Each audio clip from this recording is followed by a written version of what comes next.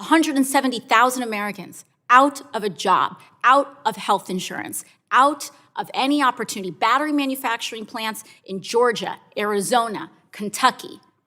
And the Trump administration's reversal and decimation of these tax credits ended a $2.6 billion energy investment in the state of Georgia alone.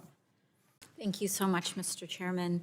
Undersecretary Fitzsimmons, you served at the Department of Energy during President Trump's first term, correct? Yes, I did. And you've also held a number of positions in this term, including Chief of Staff to Energy Secretary Wright, correct? I did, yes.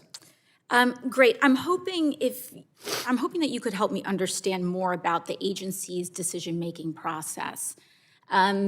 We've talked about how there have been many clean energy projects that have been canceled over the last year. In fact, since January of last year, over 170,000 energy jobs across the country on clean energy projects have been lost or impacted due to the policy changes from your department.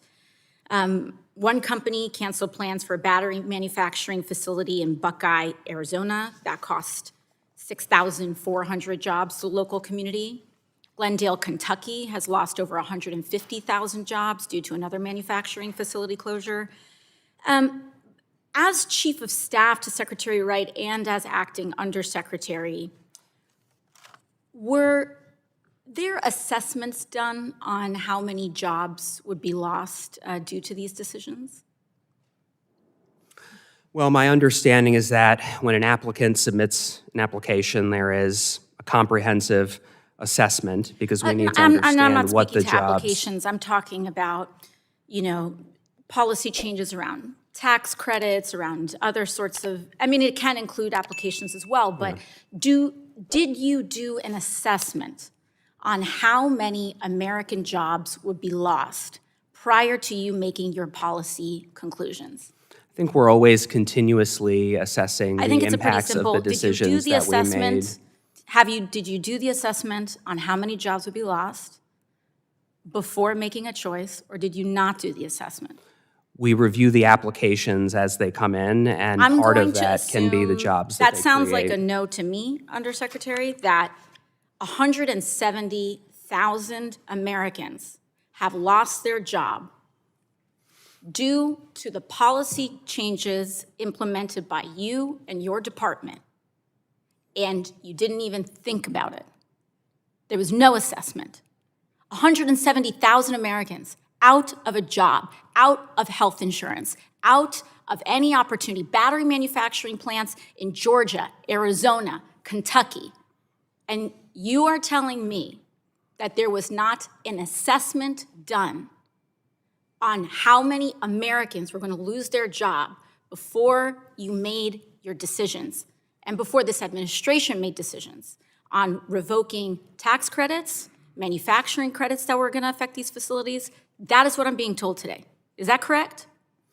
No, as I mentioned, we have a comprehensive review process for all applications. And does that process include how many jobs would be lost?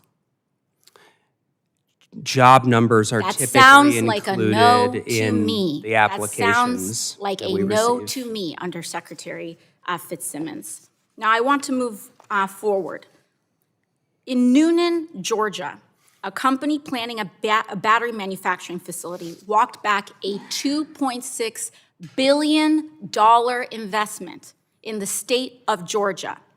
The company cited the clean energy tax credits that were critical to its decision to invest in the project, and the Trump administration's reversal and decimation of these tax credits ended a $2.6 billion energy investment in the state of Georgia alone. You must be aware that under President Trump, the United States, in just a year, has lost $53 billion in clean energy investment in our infrastructure.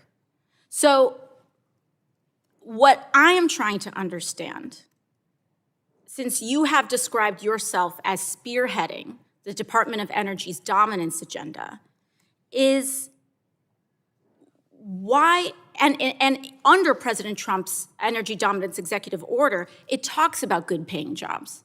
So how is this administration and how are you assessing these projects when we have resulted in a net loss of 170,000 jobs?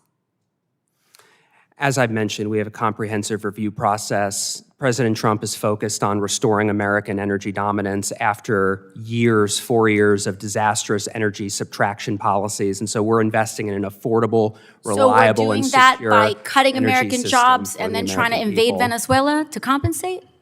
Thank you. I yield back.